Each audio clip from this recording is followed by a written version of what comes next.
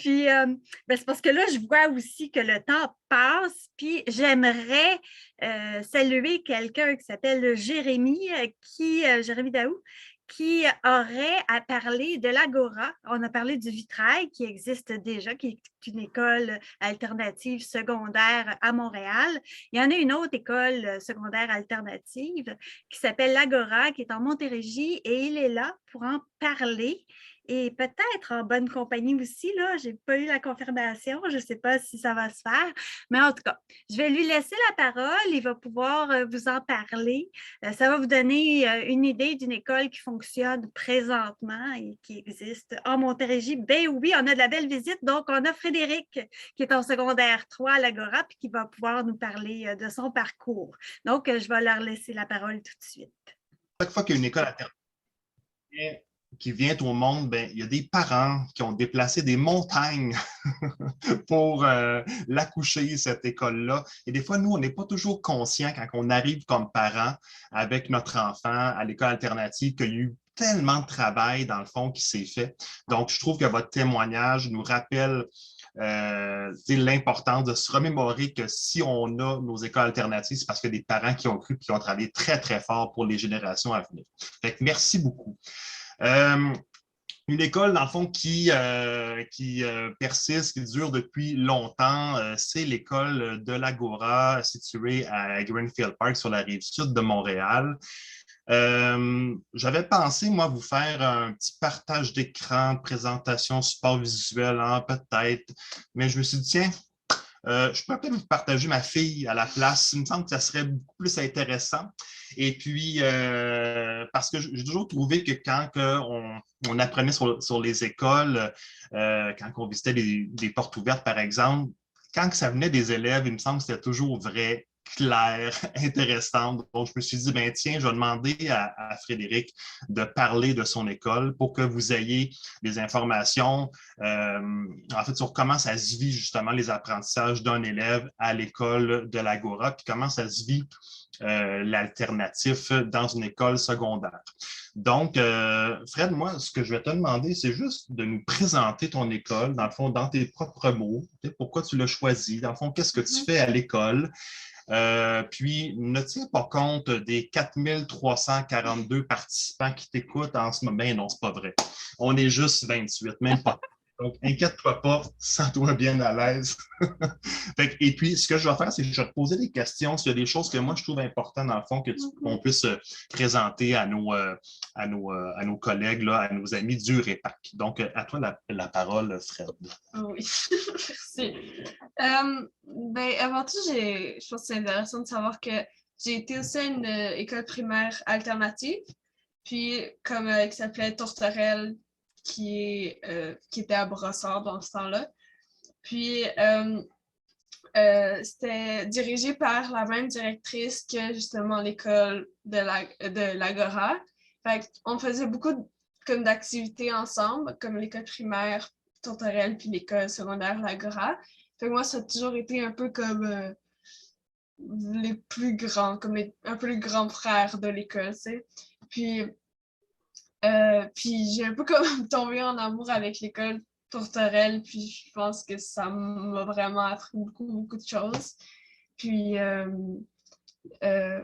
pense que aller à l'Agora, ça a toujours été un peu plus familier, puis on dirait un peu comme la poursuite de ce que j'aimais aussi de mon école primaire. Je pense que c'est vraiment pour ça que j'allais choisir au départ, parce que je pense que je me suis dit, il faut vraiment que je prenne quelque chose que... J'aimais beaucoup le concept alternatif de mon école primaire, puis je me disais, je vais continuer donc à l'Agora.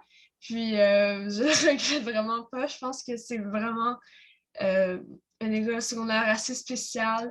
Puis, c'est vraiment différent. Puis, tu sais, ça arrive que je parle avec des professeurs aussi, puis qu'eux aussi, comme ils trouvent que dans tout, comme mettons, leur carrière, qui disaient que comme Agora, c'est vraiment spécial. Puis, je peux comprendre ça. Les affaires qui sont, mettons, différentes dans cette école alternative-là, je pense que, par exemple, chaque journée, on a comme un 15 minutes de coaching. C'est, dans le fond, tu te fais toujours assigner par un professeur comme en secondaire 1, puis ça va continuer à être ton même coach comme pendant tes 5 années à l'école. Puis c'est un peu comme ton tuteur ou ton comme mentor à l'école. Ça va être... Mettons, je pense que c'est sûr que si je me sens moins à l'aise ou comme si j'ai un problème puis je veux comme parler à quelqu'un, ça va toujours être comme plus facile d'en parler avec mon coach. Ça peut être avec n'importe qui, mais c'est comme un peu comme tes parents à l'école, tu sais. Puis... Donc, ton coach, là, tu le vois à tous les jours Ouais. dans une case horaire qui est prévue dans ton horaire, à tous les jours, 15 minutes. Ouais.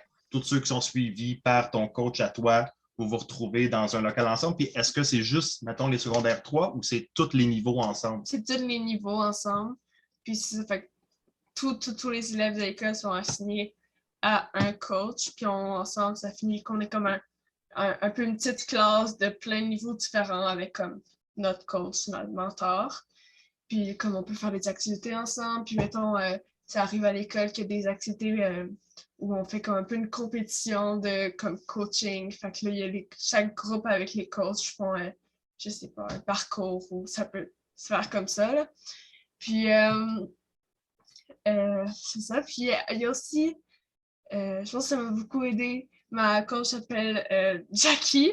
Puis je pense que pour de vrai, c'est comme un peu un trésor. Puis c'est vraiment chouette d'avoir comme un peu un adulte qui est vraiment familier avec comme toi, entre l'école où tu peux toujours te fier avec. Là. C'est un beau modèle pour toi. Et c'est très apprécié par les parents aussi, d'avoir des bons modèles autour de vous. Puis, tu sais, même en cours durant comme le début des...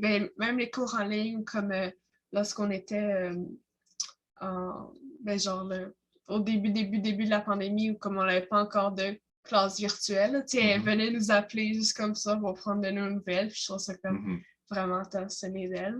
Il y a aussi un concept à l'Agora qui est assez spécial, intéressant, qui s'appelle les décloisonnés. Peux-tu nous parler un peu de ce que c'est les décloisonnés? Oui. Dans le fond, comme à chaque, mettons, 3e période à l'école, c'est une période où tu peux faire comme tes devoirs puis tes travaux d'équipe. Fait que presque, environ pas toutes les classes, mais comme une journée, non, attends, durant une période de la journée, les professeurs, comme tous les profs environ, ils ouvrent leur classe pour qu'on puisse aller où on veut, comme dans n'importe quelle classe d'un professeur, que ce soit dans le niveau ou pas, où tu peux justement faire tes devoirs. Puis ça peut justement aider, mettons que tu as un peu plus besoin d'aide en français, ben, tu peux aller voir comme tu as une liste des professeurs en français, puis pouvoir faire tes devoirs justement avec quelqu'un qui peut t'aider, à la place de comme faire les devoirs à la maison, puis des fois comme tu as besoin d'aide, mais tu sais pas vraiment quelle aide aller rechercher, puis comme à l'école, des fois c'est plus compliqué de se trouver un moment où tu peux demander de l'aide à un professeur sur, je sais pas, un projet ou un numéro, mais là on a comme 1 heure chaque jour comme pour ça, pour que tu puisses aller voir un professeur pour qu'il puisse t'aider, puis tu puisses faire tes devoirs avec. C'est aussi une belle période pour faire des travaux d'équipe, puisque des fois c'est un peu compliqué, puis là on peut aller se rassembler, mettons, à une décloisonnée ensemble à n'importe quel local. Ça peut être aussi des fois quand tu n'as pas trop de devoirs à faire, puis tu as fini, tu peux aller en local de musique, comme ça tu peux comme passer ta 1 heure à faire des projets avec tes amis de comme ce que tu as envie, puis comme avoir du plaisir. Là. Mais ça a vraiment été une période consacrée à vraiment pour que les élèves puissent se faire aider par n'importe quel professeur qu'ils veulent. Puis, comme ça, donc, à tous les jours, 1 heure par jour dans votre horaire. Tu as parlé, Frédéric, de musique. Qu'est-ce qu'il y a de spécial à l'Agora? Je pense qu'il y a une identité assez artistique à l'Agora. Est-ce que tu peux nous parler un peu de ce volet-là artistique? Dans le fond, à l'Agora, il y a 3 options artistiques que tu peux le mettre. Dans le fond, ils ont fait que tous les cours d'art, ils les ont comme un peu mis en option. Fait que là, tu peux soit aller en option musique, art plastique ou cinéma. Puis là, mettons, dépendamment de tes intérêts, tu peux aller dire que tous mes cours d'art vont être des cours de musique ou tous mes cours d'art vont être mes cours de le cinéma. C'est pas vraiment comme une concentration comme dans des écoles où genre t'as des cours de musique ou de cinéma ou d'art comme tous les jours, mais c'est quand même un moment qui est apprécié où on peut faire des projets. Puis, par exemple, moi, je suis en musique à l'Agora, puis c'est vraiment chouette parce qu'on peut faire plein de projets, puis c'est vraiment, tu sais, pas seulement un cours de musique où t'apprends comment lire les partitions, c'est ça, mais comme il y a beaucoup de projets où on dit comme tu peux te mettre avec tes amis, puis après créer ton propre band, puis après ça, tu peux faire des projets. Puis là, il y a des concerts de Noël, secondaire en spectacle. Il y a Agora qui est comme le festival où on peut comme montrer nos projets de musique justement, puis comme pouvoir se faire un peu reconnaître, puis pouvoir comme le montrer aux autres de nos projets qu'on a travaillé longtemps dessus.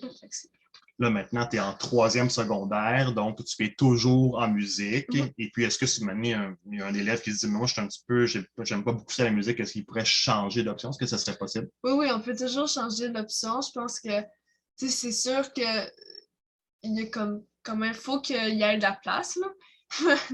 Comme si tu veux changer d'option, ça se fait que comme ça soit plein.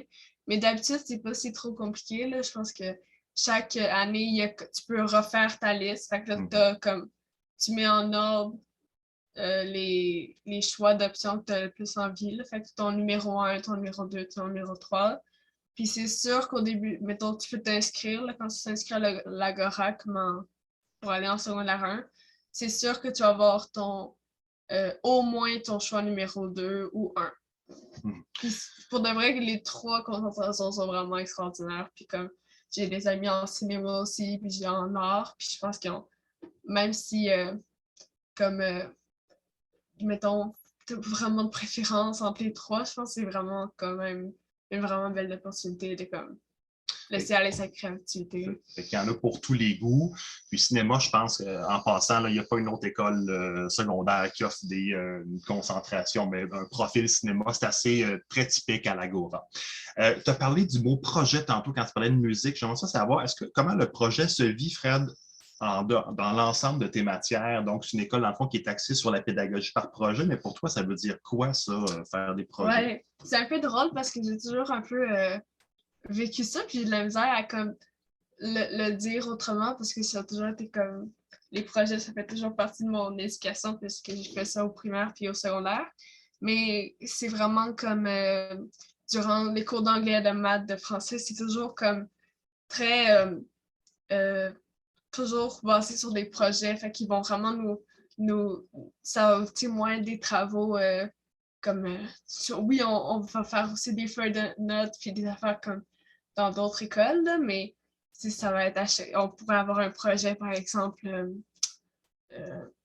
un projet d'équipe ou comme chose en histoire de faire un jeu de société. J'ai fait un clou sur comme la mythologie égyptienne. En tout cas, on est allé loin avec ça, mais c'est ça aussi. Ce qui est différent, c'est que dans chaque secondaire 1, 2, 3, 4, 5, il y a toujours un cours d'ajouté de plus qui représente un peu comme le cours alternatif. Puis, par exemple, en secondaire 1, je ne connais peut-être pas tout par cœur, mais c'était méthodologie du projet.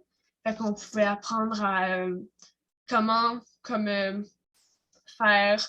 Ben, ça peut paraître un peu banal comme ça, mais comment faire un projet. Là. Fait que là, on décortiquait tout, puis après ça, à la fin de l'année, on faisait une grosse présentation. Je l'en avais fait une, plus on choisissait le thème qu'on voulait. J'avais fait une présentation sur le printemps érable en 2012. Puis finalement, j'ai pas pu le présenter parce que je pense que je devais le présenter le 13 mars exactement. Puis... Tout le monde sait qu'est-ce qui s'est passé le 13 mars. Ouais. Je me rappelle, c'était cette journée-là que j'allais devoir le faire. Mais c'était quand même vraiment intéressant parce que là, on pouvait faire nos petites comme feuilles. Puis mettons dessus. Il y avait plein d'étapes intéressantes. Puis comme chaque professeur peut se présenter pour faire ce cours-là. En secondaire 2, c'était technologie du projet. Fait que là, c'était un peu plus comme comment utiliser PowerPoint, comment utiliser plein d'applications pour faire genre des beaux PowerPoint, puis des belles présentations pour comme intéresser les gens. Il y avait aussi en secondaire 3, là, on fait PPO, qui est projet personnel d'orientation.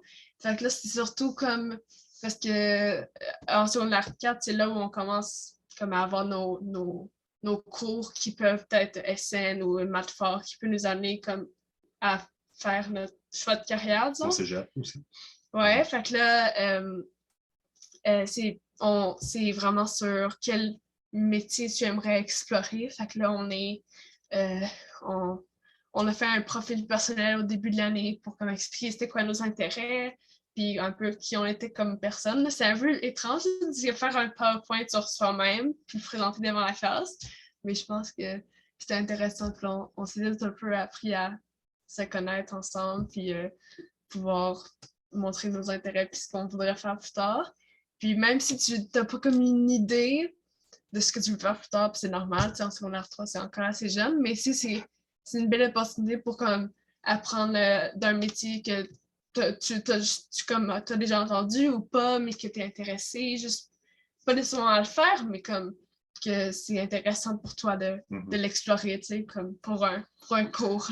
En terminant, Fred, en un mot, si tu avais à choisir un mot pour décrire ton école, ça serait lequel? C'est pas facile, hein? Ça serait lequel, tu penses? Et pourquoi? C'est une bonne question. Je pense que je dirais peut-être, je pense que je suis pas la seule à avoir dit ça, mais ça serait peut-être autonomie. Je pense que c'est surtout comme l'élève qui est comme mis de l'avant dans cette école-là, puis comme tous les professeurs essaient de nous aider, puis c'est vraiment chouette, je pense, parce que il y a tellement c'est vraiment presque comme de la famille, là. Je pense que c'est comme notre professeur s'en va c'est un exemple, là. Je m'écarte un peu du sujet, mais mon professeur de mathématiques s'en va en vacances. Non, mais traitement différé. Ouais, congé sabbatique. Genre de 6 mois, là, c'est long, là, mais puis on l'aimait beaucoup dans la classe. Fait que là, toutes les secondaires 3 ensemble, on organise comme une immense fête surprise pour lui. On est en train de créer... on a fait une immense carte, puis presque tous les secondaires 2 et 3 l'ont signée. Puis là, on va comme... il y a plein de tableaux blancs dans toute la classe, fait que là, on va tout dessiner, parce que c'est la dernière journée mercredi. Je ne le sais pas encore. Mais je pense que c'est très comme tout le monde est rassemblé. Je pense que j'ai dit autonomie, mais je pense que c'est un peu famille. Genre, c'est très comme personnel. Puis même les profs sont comme full près des élèves aussi. Tu sais, genre, ça m'arrive de parler pendant comme de m'égarer durant mes pauses, puis de parler de comme pendant plusieurs minutes avec comme mon prof de français de cinéma ou de film ou de genre il dit « qu'est-ce que tu lis? » Puis après ça commence à comme partir sur une grande conversation. Avec une belle famille unie, puis vous apprenez à faire des projets qui donnent de l'amour aux profs, c'est merveilleux. Alors voilà. Merci beaucoup. Merci à vous deux. Merci Frédéric. Mission accomplie. Mission accomplie, vraiment.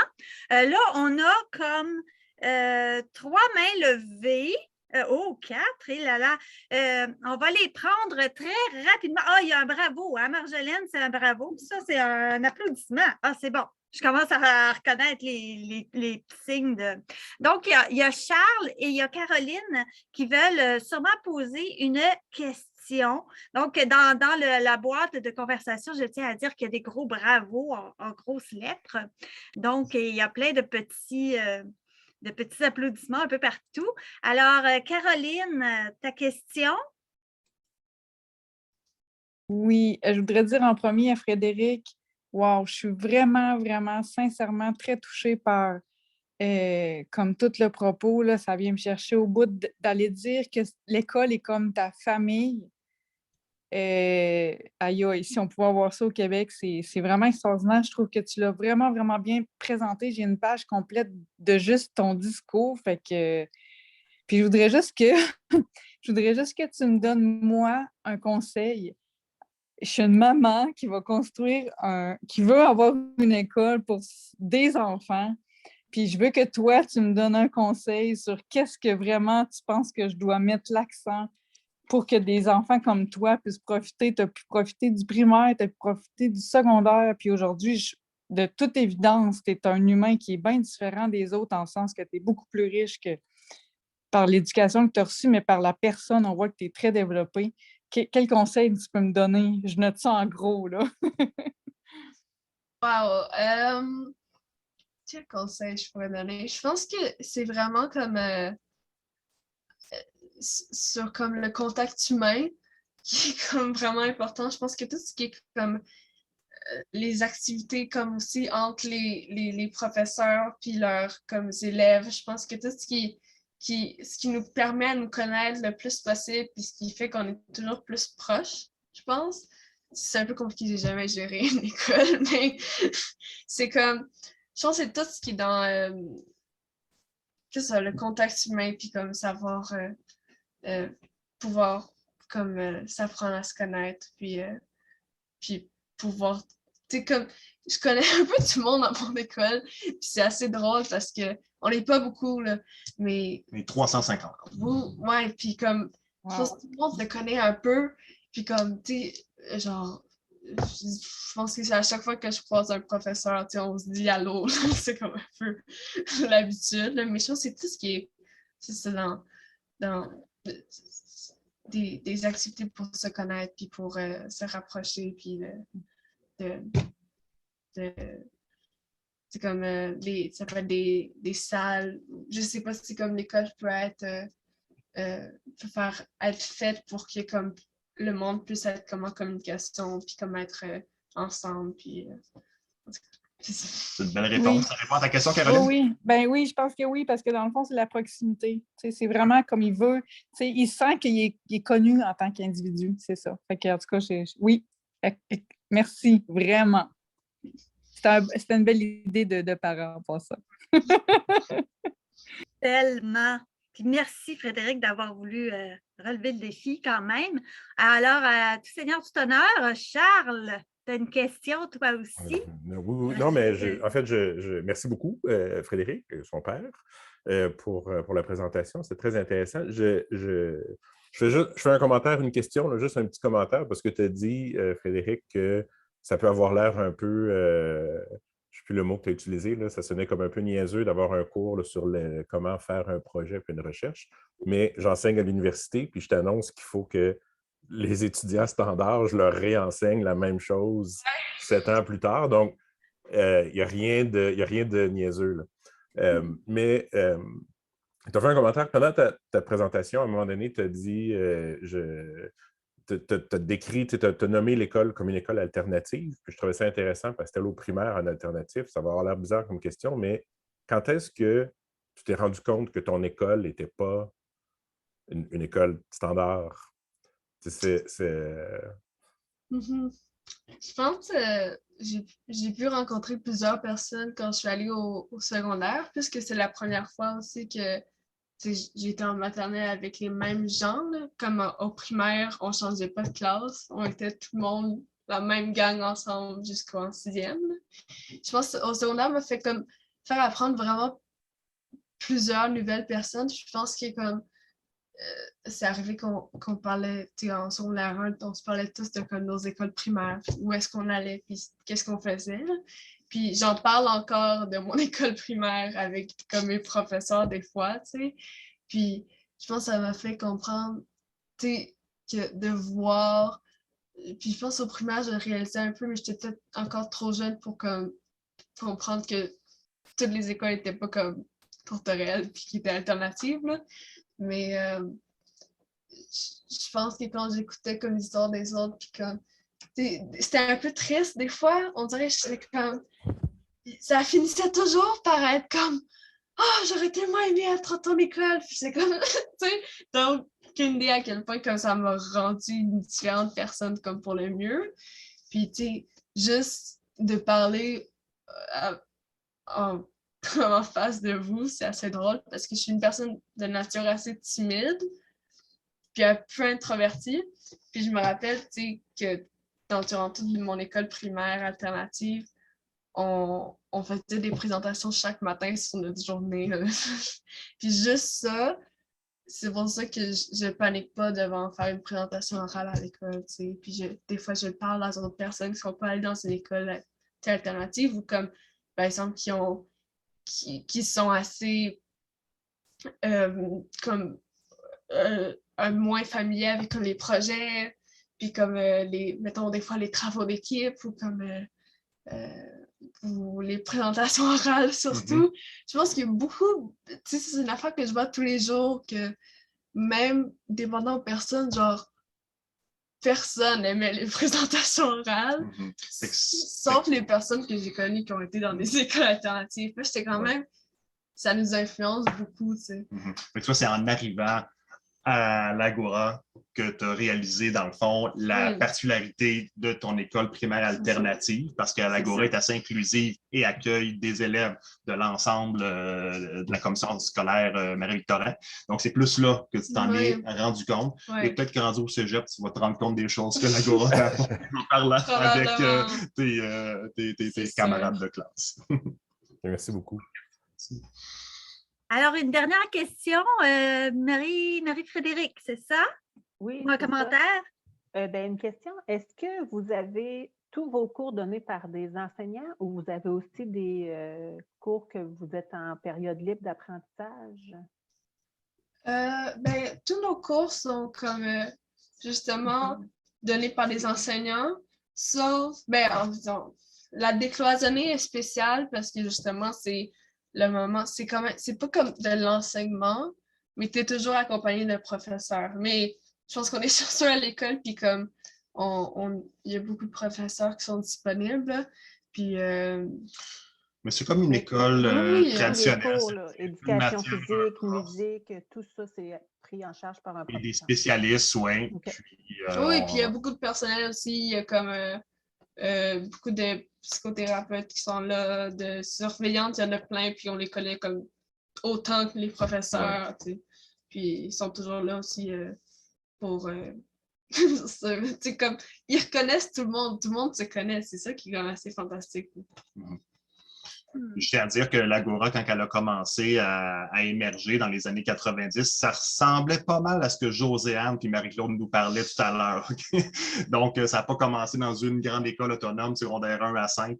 Donc, maintenant, c'est une école qui fonctionne quand même bien, mais ça n'a pas été ça il y a une trentaine d'années. Donc, voilà. Il y a Kautar qui demande quelle est l'implication des parents à l'école L'Agora. Là, je sais qu'avec avec la pandémie, les dernières années, peut-être que Frédéric l'a moins vécu aussi. Ouais. Mais est-ce que tu as eu des contacts avec des parents dans...